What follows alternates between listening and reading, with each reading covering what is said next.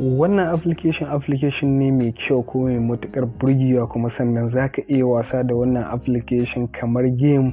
Sannan kuma bayan wannan abun burgewar da yake da shi, zaka iya shiga cikin kowane application da kake so. Kamar YouTube yanzu in kun duba gashi kuma ya bude, ba kawai wasa ɗaya zaka yi da wannan application ba, zaka iya duk abin da kake so. Da haka mu je in nuna muku yanda wannan application yake.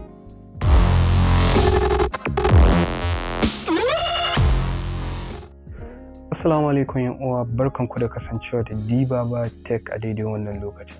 Kamar yadda kuka sani, sunana Muntazir Hassan Abdullahi a wannan sabon bidiyo. A yau insha Allah bidiyo mu zai magana ne akan wani application ko kuma in ce wata launcher. Wannan launcher zan yi muku bayanin ta. Wata launcher ce mai matukar amfani, mai mugun kyau wadda za ta kayatar da wayarka, wanda idan da zan nuna muku ita yanzu kamar haka. Da zan nuna muku ita kamar haka, za ku ga tana da abubuwa masu ƙayatarwa kamar haka. Idan da za ku juye wayanku, za ku ga waɗannan application sun to ƙasa, da kuma za ku zo za ku maishe su ƙasa, za ku ga kuma kuna iya ɗauka ku yi wasa da su kamar dai. Inda kun duba wannan launcher tana da kyau sosai kuma tana da ƙayatarwa. Wannan launcher kuma sannan ba kowa yake amfani da ita ba. Da za ku duba da kyau kun gani ko?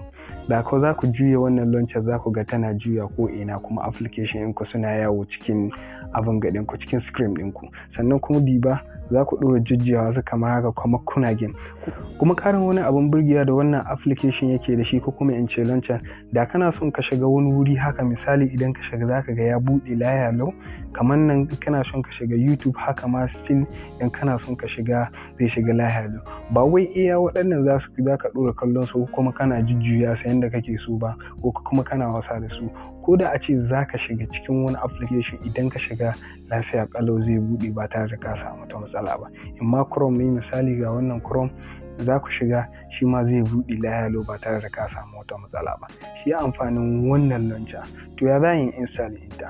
Amma kafin in nuna muku yadda za ka yi install ɗinta, da farko ka yi subscribing ɗin wannan channel. Sannan idan wannan bidiyon ya burge ka, ka danna min alamar liking, sannan ku danna subscribing ta yadda na ɗaura sabon bidiyo za a dinga sanar da ku. Don haka mu je mu fara bidiyon namu.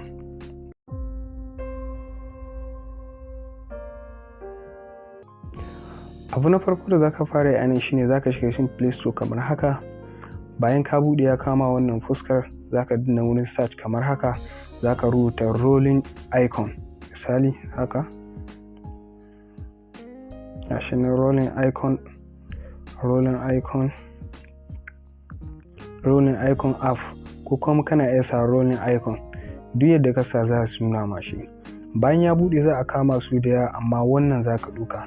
In kun duba gashi na rolling icon app, gashi nan in kun duba kusan mutum miliyan 10 suka yi downloading ɗine, sannan kusan mutum 779 suka yi review ɗine, sannan ɗan shekara 3 zai iya downloading ɗine. To abin da yake nan anan shine mun riga da mun yi downloading ɗine, kawai abin da za mu yi anan shine za mu danna offin kamar haka.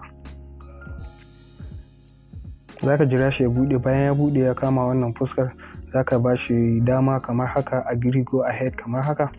Bayan ya buɗe ya kama wannan fuskar, in kun duba anan za ku ga app icon, sannan za ku ga photo icon, sannan za ku ga emoji icon, sannan ga wallpaper, sannan ga icon clear, sannan ga setting. Su waɗannan abubuwan in kun duba wannan app icon shine na app icon ɗin, kamar in ce hoton abun nan, hoton app shine wannan. Sannan kuma ga wannan photo icon, idan kana son ka canza photo, misali kana son ka canza photo na icon din abun irin WhatsApp, kana son ka canza logo nan na WhatsApp, sai ka sa hoton ka. Shi ya amfani wannan, kana ya shiga ka canza shi. Sannan kuma ga emoji, idan kana son ka yi amfani da emoji, shi ma za ka yi amfani da shi. Sannan kuma nan wallpaper na, idan kana son ka sa wallpaper na background ko kuma na abin nan, ya danganta da dai wallpaper din da kake son ka sa. Sannan kuma nan icon clear, irin yadda za ka hidda icon din, misali logon application ya hito clearly yadda kake son ka ganshi. Sannan nan kuma setting da, ko da yake duk waɗannan ba shi ya kawo mu, kawai abin da za mu yi anan shine abin da muna son mu yi amfani da wannan application. Kawai abin da za ka yi, za ka danna start kamar haka. Bayan ka danna sai ka danna agree go ahead, sai ka ba shi dama kamar haka. Bayan ka danna sai ka ba shi dama kamar haka.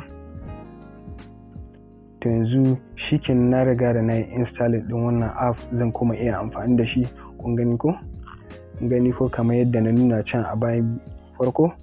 Kuma za ka iya duk abin da kake so, za ka iya duk waɗannan wasa da waɗannan abubuwan. Idan kuma kana son ka shiga cikin wani wuri, kana iya danna kamar YouTube yanzu, kaga ya riga da ya shiga kuma ya bude. Ya danganta da kowane iri wuri kake son ka shiga. Sannan kuma bayan nan kana iya danna nan idan ba kana neman wani application ko da a ce baka gan shi ba. Sannan ga menu ne, idan kana son ka danna, kana son ka ɗauki wani application ka yi amfani da shi, ya danganta. Kawai wannan shi ne ƙarshen bidiyon mu. Wannan shi ne ƙarshen bidiyon mu, kuma ta wannan hanya ce za ka yi amfani da wannan application. Sannan yadda za ka yi installing ɗi ne, kar ku manta idan wannan bidiyon ya burge ka danna min alamar liking. Da waɗanda suke neman ƙarin bayani ko kuma tambaya suna yi min magana a comment section, in Allah yadda zan amsa muku. Kada ku manta like ɗinku da comment ɗinku yana ƙara min ƙarfin gwiwa wurin ci gaba da kawo muku bidiyo masu kyau masu amfani. Sannan kada ku manta ku yi subscribing ɗin wannan channel, sannan ku danna alamar ƙararrawa ta yadda na ɗaura na sabon bidiyo za a dinga sanar da ku. Da haka na gode, wassalamu alaikum, sai mun sake haɗuwa.